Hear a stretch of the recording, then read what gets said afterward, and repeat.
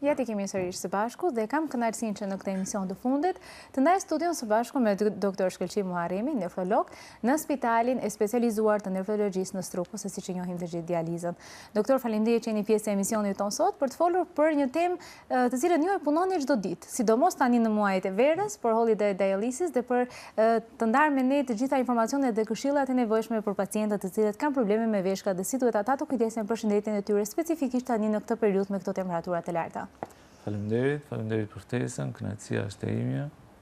Faleminderit juve. Ne përpara se të kalojmë në bisedën tonë, unë sugjeroj që në fillim të ndjekim një material i cili është i përgatitur nga spitali juaj, për të bërë si një prezantim të shkurtër për atë se çfarë është holiday dialysis. Kështu që pa u mburko e ndjekim dhe rikthehemi sërish në studio me doktorin. Sa përndoshëm dhe një material të shkurtër për atë se përmbledhës do thoja për atë se çfarë është ky projekt holiday dialysis, si funksionon. Kështu që ne përgjatë bisedës tonë do përcjellojmë dhe të gjitha informacionet që mendojmë se mund t'ju duhen edhe të gjithë shikuesve tanë. Doktor, më thoni pak tani në këto muaj të nxehta të verës, sa është interesimi për të bërë këtë dializën në pushime? Interesimi është shumë i madh.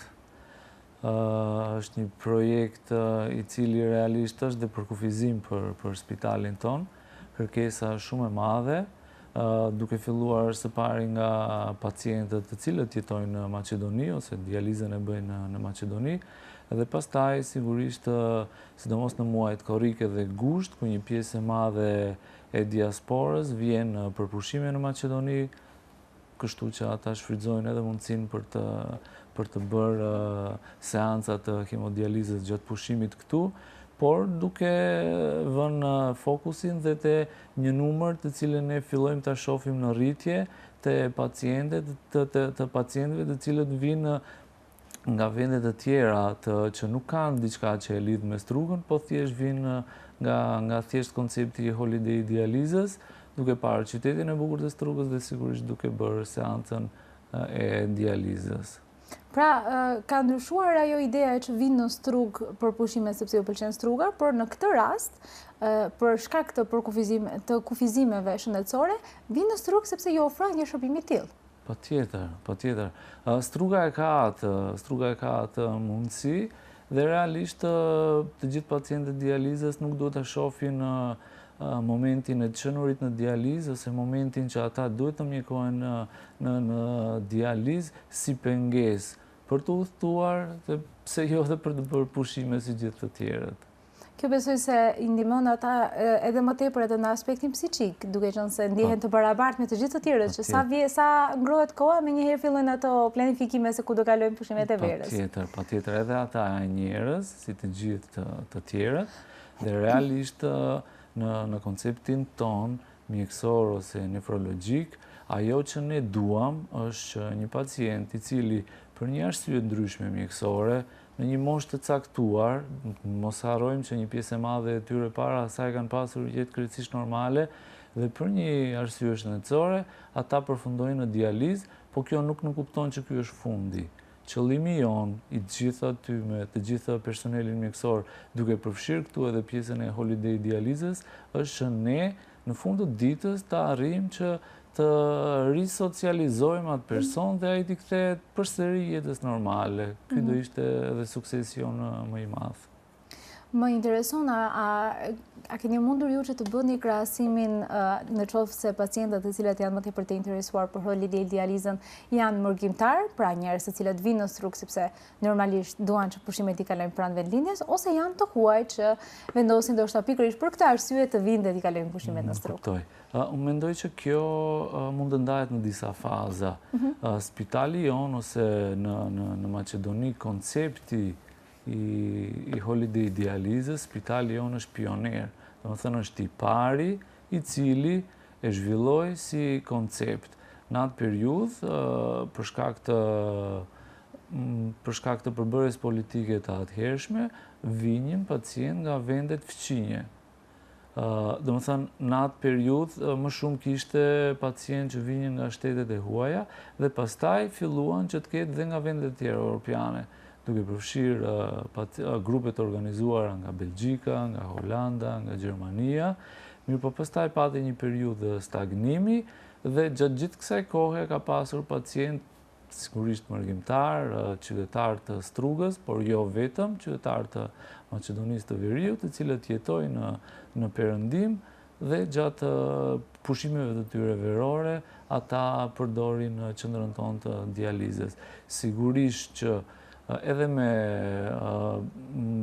aplikimin ton dhe pranimin Booking Dialize, e cila është një platformë shumë e madhe, qëllimi jonë është që patjetër që ata mërgjimtarë ose ata qytetarë të Maqedonisë që vinë aty kanë përparësi, po që pse jo të ketë dhe një numër të madh të qytetarëve që vinë nga vende të tjera evropiane dhe për të marrë shërbimin e duhur mjekësor, po ashtu ta vizitojnë dhe Strugën ose Maqedoninë e Veriut. A ju ka ndodhur ndonjëherë që pacientët që janë nga Struga dhe që e bëjnë dializën në spitalin e dializës në Strugë, a ju ka ndodhur ndonjëherë që të thonë dua dhe unë ta bëj ajo hapësira ku bëhet kjo holiday dializa, sepse dua që të ndjehem dhe unë si me këto turistët, sepse ndoshta është edhe një mënyrë socializimi, duke qenë se ky është një proces që zgjat jo pak, është disa orë dhe pse të mos socializohen ndërkohë dhe me të huaj në këtë rast. Po, nga videoja që u transmetua më herët, besoj që të gjithë teleshikuesit e panë se çfarë pamje ka ajo. Domethënë është buzë liçenit. Ku ka më mirë? Nuk ku ka më mirë. Prandaj edhe ato 4 orë për një pacient që ndoshta është në dializë dhe i ka ato peripecit e veta, ato 4 orë janë 4 orë relaksi. Dhe ne shpesh na ndodh, sidomos nga pacient kur paralajmërohen që do vinë për holiday dializa dhe gjithmonë kur shkojmë një vizitë një datë para, të gjithë janë ato që doktor patjetër të më çoni atje se numri është i kufizuar. Flas për te objektit e liçenit, kështu që ajo tregon një kërkesë shumë të madhe, por që realisht është paralele me atë se çfarë ajo ofron atje. Besoj se kjo u lehtëson edhe më tepër atë gjendjen shpirtërore psiqike të cilën e përmendëm dhe më herët, sepse gjithmonë kur hym në spital, qoftë edhe për një analizë të vogël, e kemi atë ndjesinë e frikës të sikletit, se diçka nuk shkon me ne. Dhe as më tepër kur merret një terapi kronike apo kur bëhet një trajtim i tillë, spitali bëhet deshtëm apo s'deshtëm si një shtëpi e ditë. Kështu që ndoshta ndrimi i ambientit në një ambient më kështu, më të hapur, më relaksues, le ta quajmë, besoj se ju ndikon edhe më mirë pacientëve. Patjetër, ajo shumë e rëndësishme, ndoshta për vetë natyrës të sëmundjes, ndoshta nga vetë natyra e pacientëve të cilët ne çdo ditë punojmë me ta, mund të them që spitali jonë ka atë veçori që ne realisht ndjehemi si familje me ta. Kemi një raport krejtësisht ndryshe krahasuar me të gjithë spitalet e tjera. Dhe kjo pastaj ju jep edhe një besim, po edhe një liri pacientëve për të qenë ata më të lirë, po kjo nga ana tjetër pastaj shpërblehet se edhe ata ndjehen edhe emocionalisht, po edhe nga ana shëndetësore më mirë. Edhe kjo për ne sigurisht që është kënaqësi. Tani doktor, kjo holiday dializa është një zgjedhje shumë e mirë për të gjithë ata të cilët nuk jetojnë në vendin tonë, por ama kjo do të thotë se si ata që kalojnë pushimet në Strugë dhe kryejnë trajtimin e tyre në holiday dializën, kjo do të thotë se edhe ju njëkohësisht me ta po kaloni holidays, po kaloni pushimet tuaja. Besoj se edhe në aspektin e mjekut në këtë rast e ka atë vështirësinë e vet, po ndoshta kthehemi sërish te ajo që ambienti dhe atmosfera ndoshta e zbut pak, e bën pak më Patjetër. Ne sidomos në korrike dhe në gusht, realisht gjithë spitali futet në një ritëm krejtësisht tjetër. Edhe për shkak ndoshta të afërsisë të liçenit, edhe për shkak të dyndjes shumë të madhe të pacientëve, se duhet të rikujtojnë një gjë. Ne kemi një pjesë të spitalit në të cilën janë dështruar pacientë, të cilët janë në gjendje të rëndë ose janë në një gjendje më të theksuar shëndetësore. Kurse të gjithë këta pacientë të cilët vinë për holiday dializë, realisht ata janë njerëz që kanë qejf dhe të dalin të pinë një gotë, më kupton, ta shijoj jetën. Kështu që edhe ne ajo energjia përcillet, kështu që është diçka e bukur dhe diçka e mirë. Dhe jo më kot ka funksionuar deri më sot, sepse holiday dializa nuk është një gjë që është shpikur këtë vit.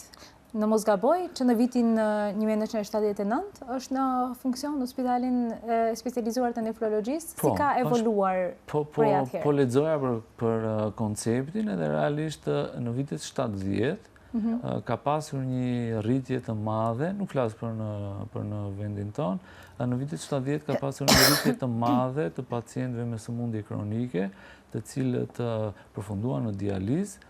Si koncept në fillim është shpikur në Spanjë, ndoshta edhe për shkak që Spanja është në vete vend turistik dhe si duket nga kërkesa shumë e madhe, atje u zhvillua si koncept, po që vendi jonë ose spitali jonë në të njëjtën kohë paralelisht me zhvillimin e atërshëm, do të thënë nga vitet 79, 80, edhe pse më vonë pak se me njëre përkapi si koncept dhe realisht ka qenë shumë i suksesshëm.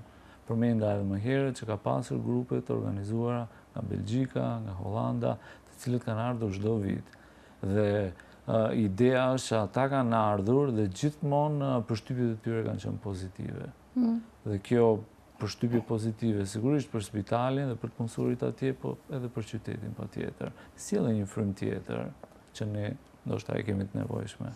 Absolutisht. Ne gjithsesi e dim dhe se para 2 viteve është bërë dhe një renovim i kësaj hapësire. Çfarë kushtesh dhe çfarë shërbimesh ofron, sepse nga pamja jashtme e pam dhe e folëm deri më tani se atmosfera është shumë e mirë, po në aspektin mjekësor. Çfarë shërbimesh dhe çfarë kushtesh ofron? Duke qenë se ne pretendojmë nëpërmjet platformës Booking Dializa që të tërheqim pacientë nga vendet europiane, patjetër që kishim të nevojshme të bëjmë një rikonstruim, qoftë nga pamja e jashtme e objektit, po ashtu edhe nga pamja infrastrukturore, duke përfshirë këtu aparaturën,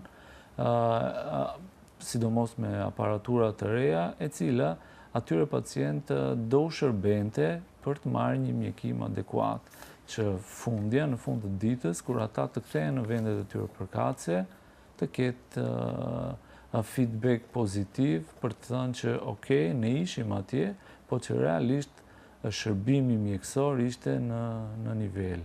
Dhe kjo ishte një ndër arsyet e konstruimit dhe gjithë shkaje që u munduam të bëjmë me projektin e fundit para 2 viteve.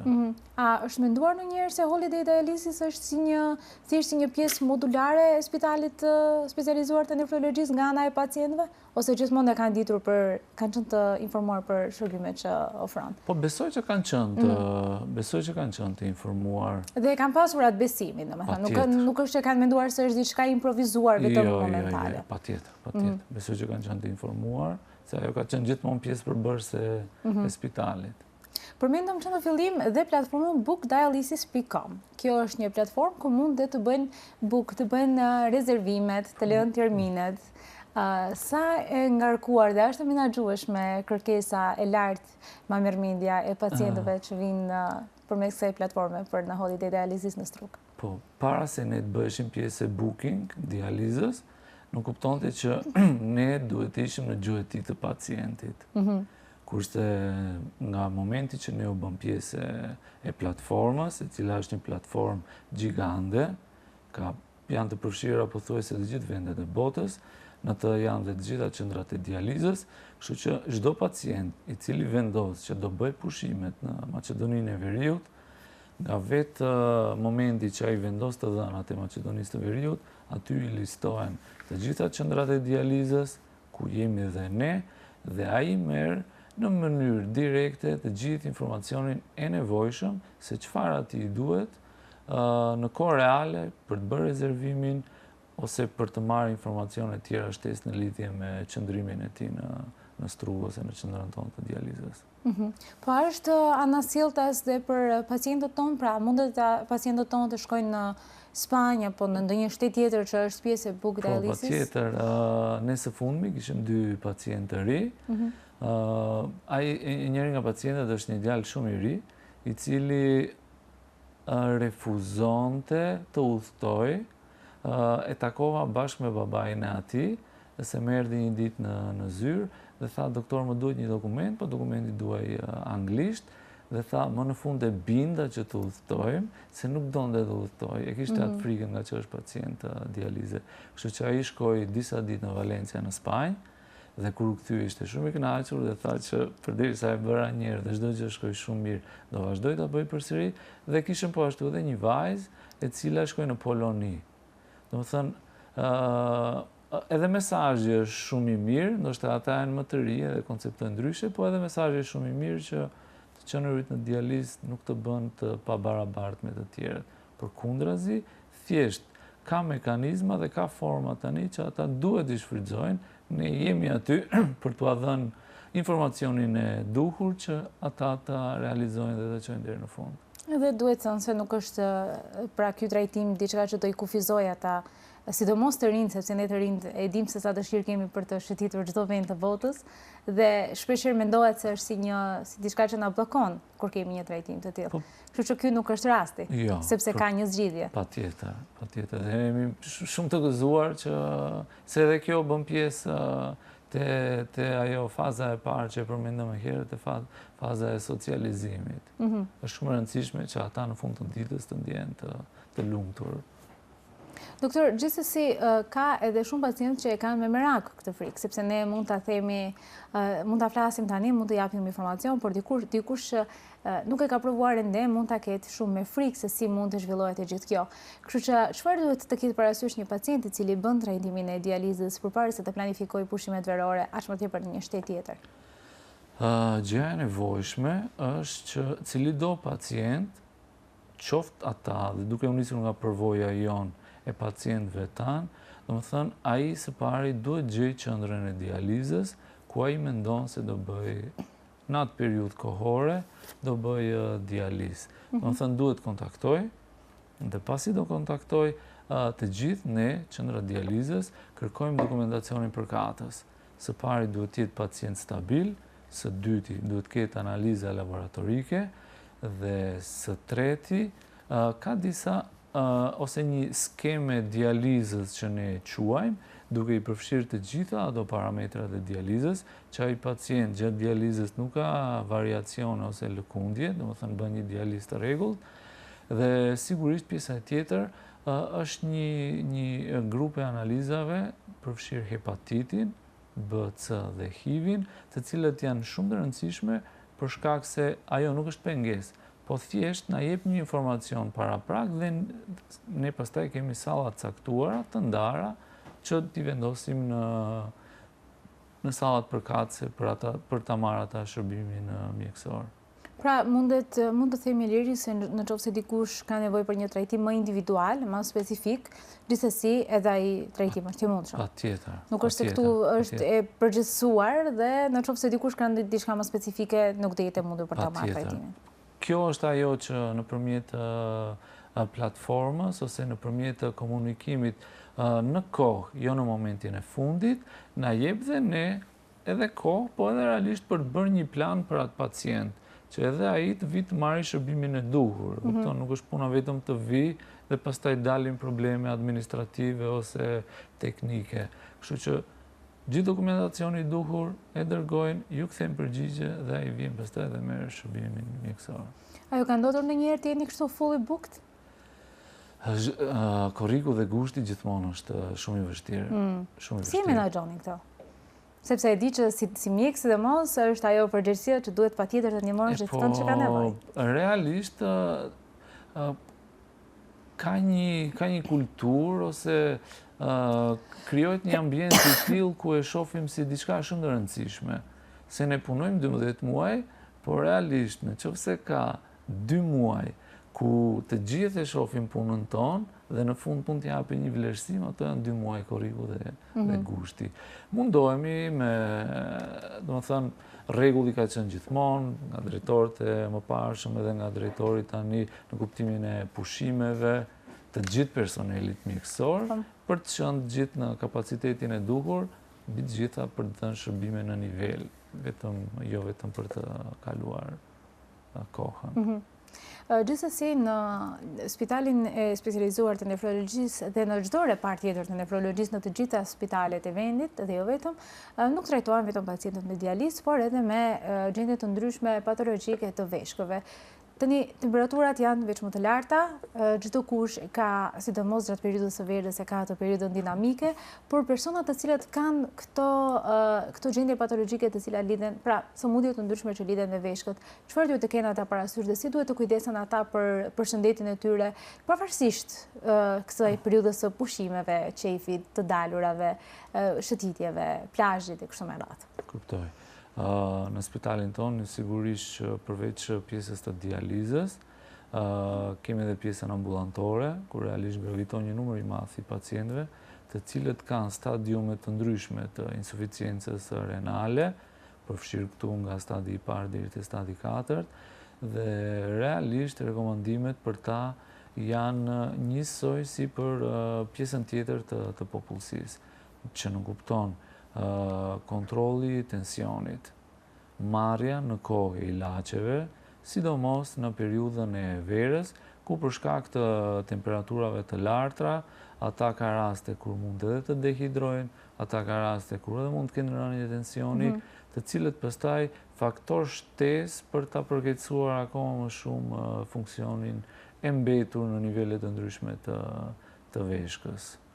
Kështu që rekomandimi do ishte patjetër, ne nefrologët gjithmonë e mbajmë mend para disa viteve, mesazhi kryesor i organizatës botërore Organizatës Europiane të Nefrologjisë ishte që filloje ditën ose çdo ditë pi nga një gotë ujë.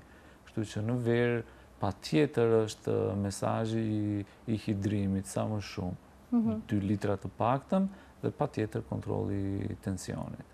A vlen kjo pjesa e hidratimit vetëm tek personat të cilët janë me dializë, ose kjo vlen për të gjitha gjendjet të ndryshme të cilat dhe ju i përmendën, ose secili e ka atë sasinë e vetë të personalizuar se sa duhet të konsumojë lëngje në ditë, çfarë ushqimesh duhet që të ketë parasysh dhe të gjitha këto. Pacientët që janë në dializë, te pjesa e disiplinës ose rregullave, realisht janë një grupacion tjetër shumë të veçantë. E para, për shkak të dializës, ata janë të kufizuar në konsumin e lëngjeve.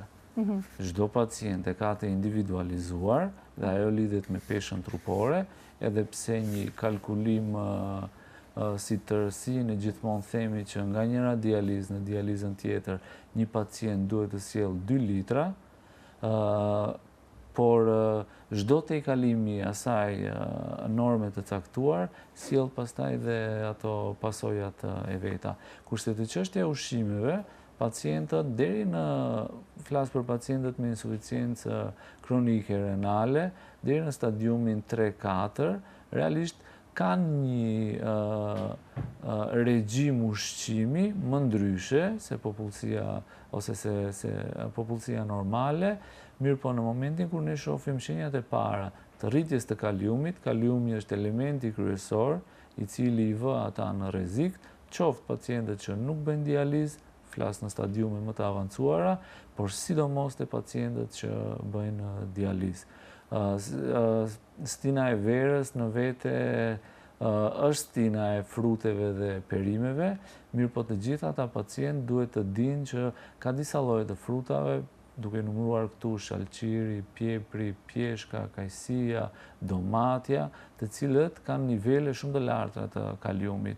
Kështu që konsumimi i tyre, sidomos në stinën e verës, realisht duhet të jetë në kuadër të rekomandimeve të dhënë nga nefrologu në bazë të rezultateve tyre përkatëse. Ne ndonjëherë me shaka për t'ju dalë në ndihmë, shembull nëse një pacient ka diçka, ndonjë frut që do shumë, dhe nëse ai deri dje kur nuk ka qenë në dializë ka mundur të hajë 1-2, i themi që atë ta haj para dializës. Që nuk kupton edhe po të ketë rritje të kaliumit, prapë me procesin e dializës ai do pastrohet, kështu që do e nivelizoj patjetër atë merakun e vet. Gjithsesi nga kjo kuptova se ato që të mund t'i mbajnë në nivelin e duhur të gjitha këto që sapo ju i përmendët, duhet që të kenë dhe kontrolle më të shpeshta apo jo? Patjetër, ata flas për pacientët që janë... Më falni, a blen kjo vetëm për gjatë muajve të verës, ose këto kontrollet e shpeshta bëhen për gjatë gjithë vitit? Gjithë vitit. Të gjithë pacientët që janë në dializë, patjetër kanë kontrolla mujore të rregullta. Mos harrojmë këtu që pastaj nuk kupton që ata kontrollojnë një herë në muaj, në varëshmëri të gjendjes tyre shëndetësore, ka raste kur ka indikacion patjetër, po që si rregull një herë në muaj patjetër. Ne folëm dhe për hidratimin se sa i rëndësishëm është, po cilat janë ato shenjat të dehidrimit, pra që këto pacientë nuk kanë marrë lëngjë mjaftueshëm sipas rekomandimeve të mjekut. A ka shenja të paralajmëruese dhe a mund të vi deri në atë fazë ku ndoshta do bëhet situata më alarmante sa që duhet dhe që të shkojnë tek mjeku pikërisht për këtë arsye? Nga dehidrimi. Nga dehidrimi. Okej, pacientët e dializës në raport me dehidrimin, sigurisht që mund të kenë disa pasoja, përfshi këtu që realisht dehidrimi nuk kupton mos futje ose humbje të lëngjeve për shkak të temperaturave të larta, rënje tensioni, dhe rënja e tensionit në vete pastaj të sjellë marrëmendje dhe situata të tjera, por konkretisht e pacientët e dializës çdo rënje tensioni je pasoja pastaj për qasjen e tyre vaskulare, e cila realisht për ta është jetë.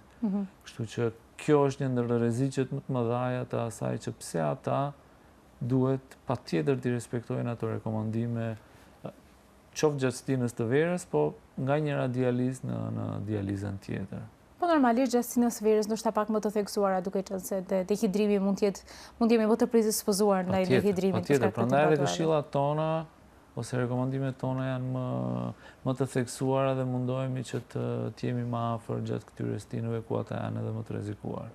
Doktor, të vish në struk dhe të rezistosh liçenit apo lumit është pothuajse e pamundur. Çfarë mund të bëjnë këto pacientë të cilët janë me fistule ose me kateter që duan që të unotojnë ose që të bëjnë në një aktivitet në plazh? Pacientët që janë me fistul, me AV fistul, domethënë nuk kanë asnjë pengesë për të mos u futur në ujë, por gjithmonë duke ruajtur në kuptimin që mos bëhet presion.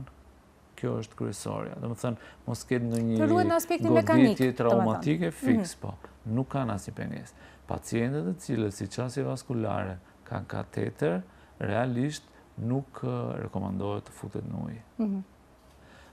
Kateterat si qasje vaskulare në nomenklaturën tonë nefrologjike ne i quajmë si katetra të përkohshëm.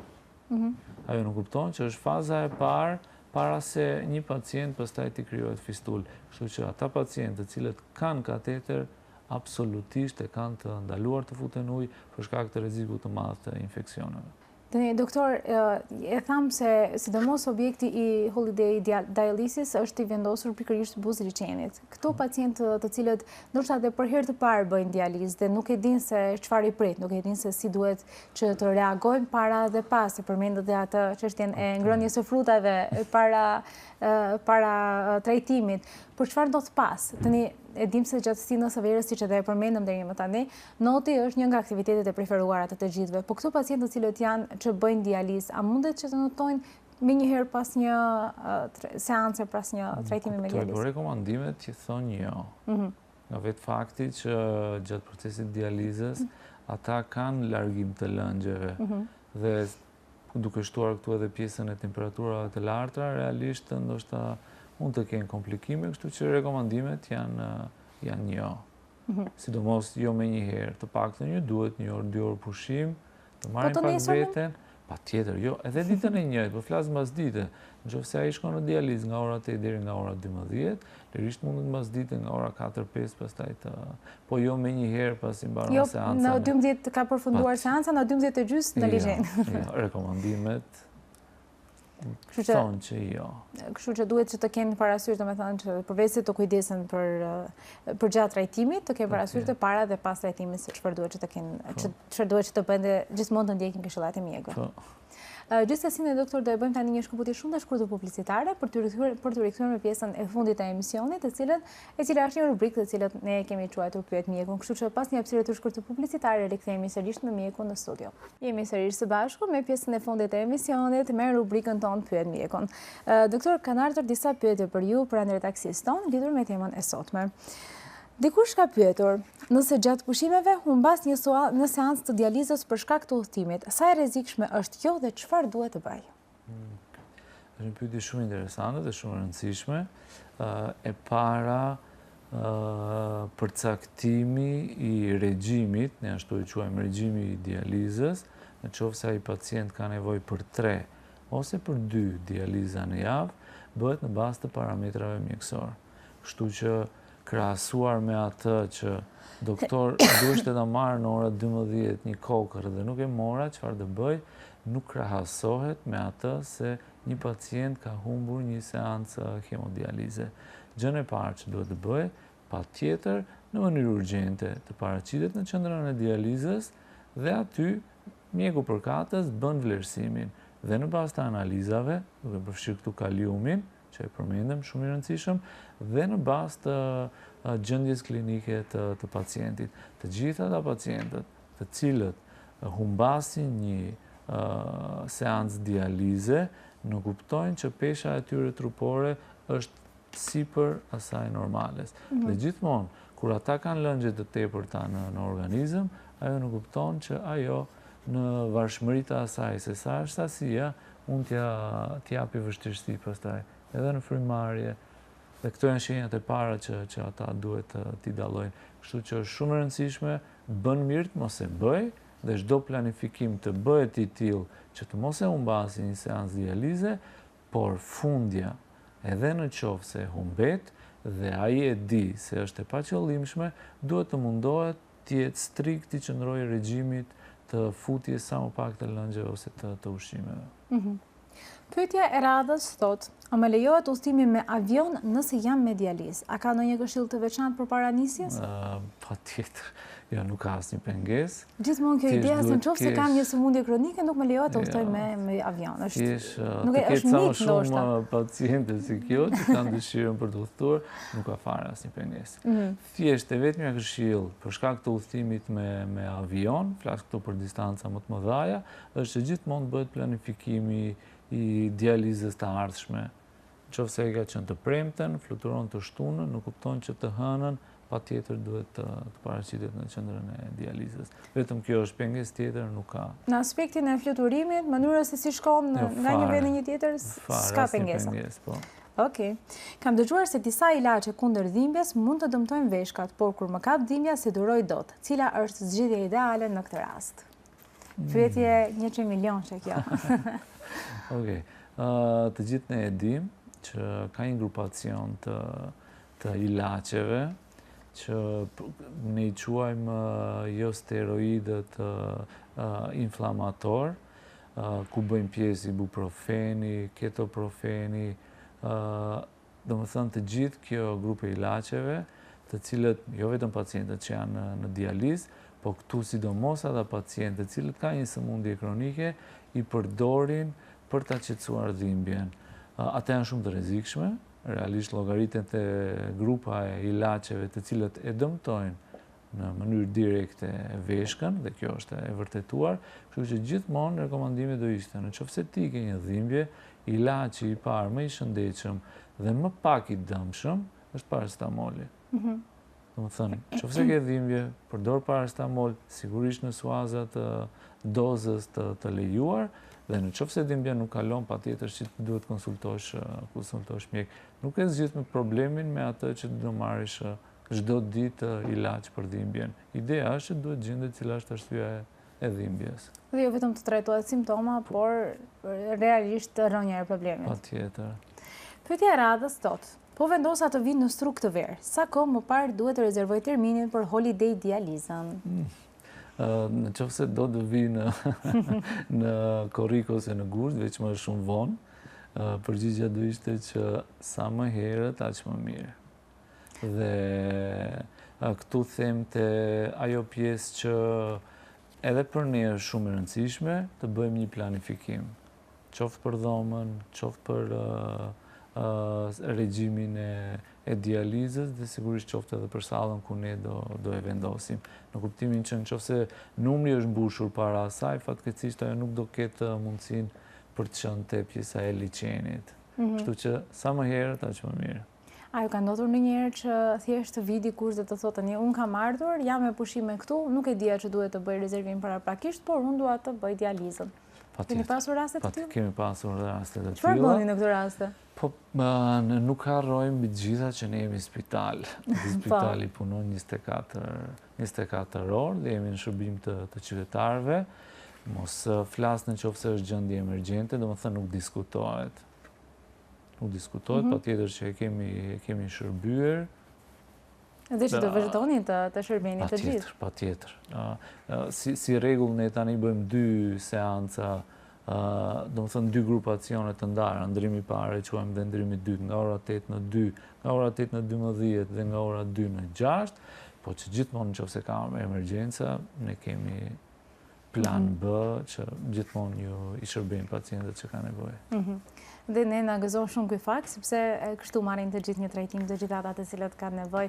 Unë ju falenderoj shumë për gjitha këto informacione, ju dëshiroj shumë suksese në punën tuaj dhe ju falenderoj shumë që ishit pjesë e emisionit tonë sot. Faleminderit edhe ju, si thash në fillim, kënaqësia është e imja. Për mua është një privilegj të prezantoj spitalin, sidomos edhe projektin për Holiday Dializën, dhe sigurisht të gjithë rrugët çojnë në Strug, kështu që i ftoj të gjithë ta vizitojnë, mbi gjitha edhe qytetin e bukur, po patjetër edhe për të marrë shërbimin e duhur mjekësor. Tamam, kështu Struga i ka të gjitha në të gjitha aspektet në këtë rast. Ju faleminderit shumë, ishte kënaqësi. Faleminderit.